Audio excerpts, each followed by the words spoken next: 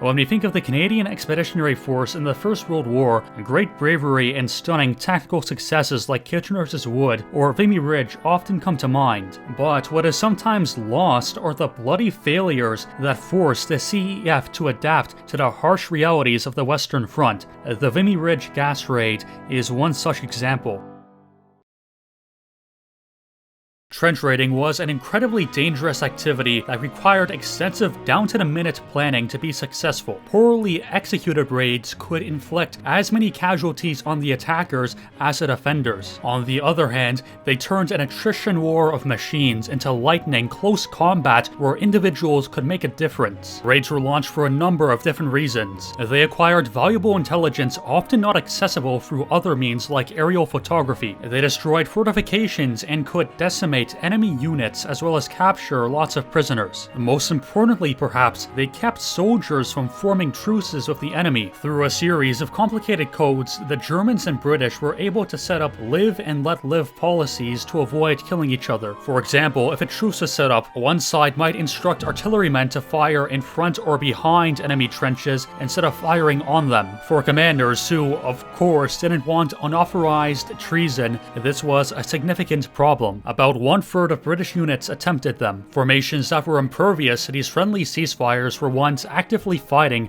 and invariably killing each other. The Canadians were infamously known as wild colonials who frequently and aggressively launched trench raids. In fact, on February 27, 1915, the Canadians were first among Entente forces to raid a trench. 4 months before Vimy Ridge, Canadians carried out 55 raids. They were such avid raiders that they competed among themselves to see which assault group could bag the most prisoners or cause the most damage. On their front, they also won control of no man's land. This refinement led British Field Marshal Douglas Haig to commend the raiders, saying, "The character of these operations, the crossing of the open ground unseen, the penetration of the enemy's trenches, the hand-to-hand fighting in the darkness, and the uncertainty as to the strength of the opposing force gives peculiar scope to the gallantry, dash, and quickness of decision of the troops engaged, and much skill and daring are frequently displayed in these operations." The 4th Division was the youngest and final Canadian division. They did well at the Somme, capturing the formidable Regina Trench. Canadians were gifted with exceptional commanders such as Julian Byng, Arthur Currie, and Archibald MacDonald, who coped with the new realities of the war better than their British counterparts. Unlike the other 3 divisions,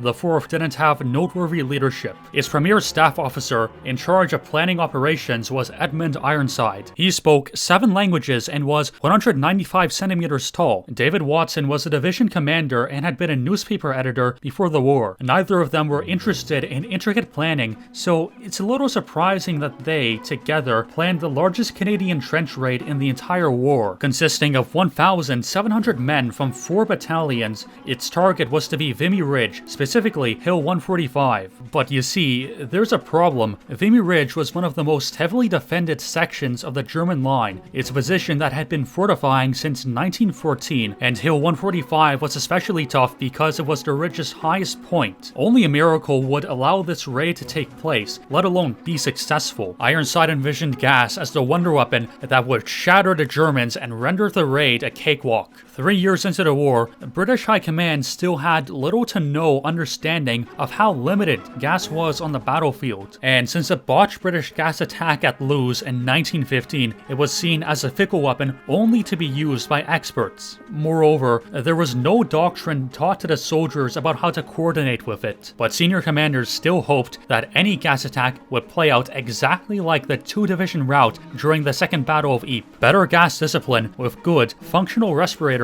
would ensure that would never happen again. It can be said that gas was not the weapon of choice for the raid, it was chosen out of necessity. In fact, there was an appealing alternative. Gas shells started being used in 1916 for all sorts of things. They were very effective, but Britain was constantly and chronically short on them. Seasoned and experienced commanders and officers of the attacking battalions, such as Victor Odium and A.H.D. Kempel, wrote letters to Ironside protesting his dubious plans vehemently. The language coming from Campbell in particular was described as borderline insubordinate. Ironside was absolutely adamant in his stance. At this point in 1917, everyone was well acquainted with gas. It was employed regularly by both sides. Suffice to say, every soldier on the ground hated the stuff, not only for ravaging soft tissues like lungs and eyes, but employing gas was dreadful. Moving hundreds of 68-kilogram gas canisters to the front lines was an incredibly laborious and stupendous feat. As recounted by W.M. Marshall, men collapsed from exhaustion and cried trying to carry them. Moreover, once the canisters were at the front, a stray shell could land in the wrong place, puncture it,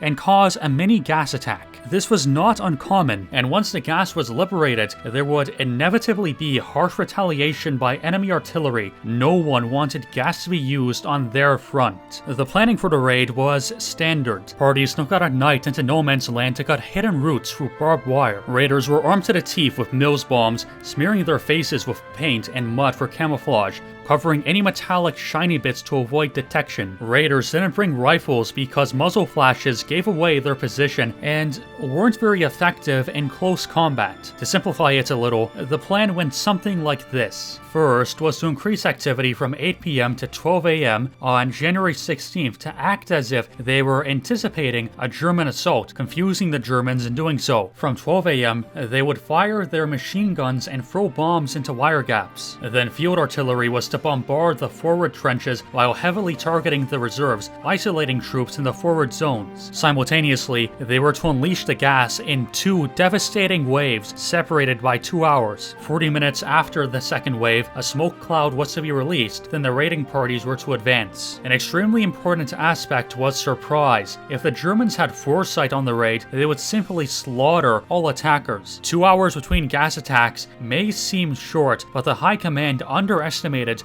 just how quickly they could respond. Nevertheless, 48-man parties brought the canisters, codenamed Rats, on toboggans to the front, then buried them alive with long tube nozzles snaking out to no man's land. By January 14th, all canisters were in place, and Special Gas Company M was imminently going to give the signal. The soldiers waited, and waited, and waited. They spent weeks waiting for a change in the wind blowing east to west against Canadian lines. For 2 weeks, the raiding parties were moved up and down the trenches until on February 4th, the 8th Brigade was moved to a different part of the front. No plan ever survives first contact with reality. Remember how I said another route like the one at Ypres would never happen again? In theory, that is correct, but the French would prove that wrong. On January 31st, 1917, the Germans released a 10-kilometer-long gas cloud, dense and long-lasting, against the French in Champagne, who, despite being warned, suffered 1,900 casualties, 500 dead. Impressed with this, Ironside once again incorporated gas into the upcoming raid on Vimy Ridge, because if something doesn't work the first time, it must work the second time. Once again, tons of pressurized chemical weapons were brought to the same sector opposite the ridge. On February 25th, German shelling punctured some lunch baskets, as the canisters were codenamed this time, poisoning a couple men, killing one. Ignoring that, they were again all in position by the 26th. The wind, the eternal enemy of planners, actively sabotaged the Canadians, so it was postponed. During this delay, they lost the element of surprise. From on the ridge, Germans were looking down on and taunting Canadians to come over the top. Even French villagers were asking soldiers in the rear when the gas attack was happening. Waiting also took both a mental and physical toll on the soldiers. Mental as in, anticipating a deadly event to happen creates unnecessary stress. Physical as in, the hand-picked raiders were becoming casualties of attrition. In the closing hours of the last day of February, the wind decided to change direction, so at 3 a.m. on March 1st, they released 15 tons of White Star gas into the wind. The green-yellow mist crawled across no man's land, but the Germans weren't panicked. They had recently received a new defensive doctrine. As soon as the alarm is given, shoot up red and green flares. Our artillery will fire into the gas cloud and onto the hostile trenches. The following 3-hour counterfire was described as sharp, but not particularly effective. However, enemy shells punctured 2 second-wave cylinders, gassing some Canadians. Again, likewise, the Canadian suppressive fire was not strong or accurate enough to keep Germans from manning their posts. At 5 a.m., the second discharge was to hit the Germans and shatter them, then the raid would finally commence. In a wildly unfortunate act of random chance, the wind turned on the Canadians. The second wave was cancelled, but the 12th Brigade wasn't informed about the change, so they unleashed it anyways. The men watched as the 2-meter-high gas cloud slowly rolled against a ridge, then back on them. Fortunately, there weren't many casualties from the gas itself, though some had to leave the trenches and go overland for safety, which exposed them to German snipers. Not to be dismayed by this series of regrettable events, which really should have forced them to call off the raid, the assault teams went over the top anyways, spurred on by their previous exploits. The German staff knew all about the impending attack and were sitting, waiting for it. The gas was turned on prior to the start of the artillery barrage, and the men stood in it in their gas masks. Most of them were cut down as soon as they started out. The enemy had his artillery and machine guns concentrated on that piece of frontage. Needless to say, our men were wiped out. As they stormed across no man's land, they looked for the paths cut through barbed wire, indicated by white flags, funneling men into natural killing zones for machine guns which they believed had already been neutralized. Battalion commanders had never accompanied their men in a raid, but Campbell and Sam Beckett would not let their men go alone. Campbell of the 54th Battalion joined the charge and was gunned down by a machine gun, his body getting caught on barbed wire. Sam Beckett of the 75th Battalion, in leading the raid, was shot through the heart by a sniper. They did this in direct defiance of Edmund Ironside, who ordered them not to do so. Soldiers struggled through wire entanglements and suffered under withering fire trying to reach the other side. In 5 minutes, the 54th Battalion alone lost its commanding officer, 2 out of 4 company commanders, and just under 190 men. Throughout all of it, the Canadians showed their dogged tenacity and didn't break. Despite the slaughter on the Canadian side, a group made it through and cleared a 500-yard section in hand-to-hand combat. But other men who made it across weren't so lucky. They were forced into a running battle in enemy trenches, essentially blocked from retreating. However, a breakout led by a couple officers gave them the opportunity to pull back. The raids they had planned for months broke like a wave against dug-in, alert, and ready German lines. It was a proper slaughter. The aftermath wasn't better. As good as the respirators were, they constrained breathing. Short of breath, some men took off their masks, then were overcome by chlorine gas. The wounded, stuck in no man's land, crawled into gas-saturated shell holes and were killed by their own gas. One particularly horrifying way men died was choking on their own vomit. The incessant screams and moans of the survivors right in front of Canadian trenches pushed efforts to try and save them. The command had the brilliant idea of putting down cover fire so parties could venture out and retrieve them. Again, the fire fell short of the Germans and killed those wounded. The amount of Canadians, both living and dead,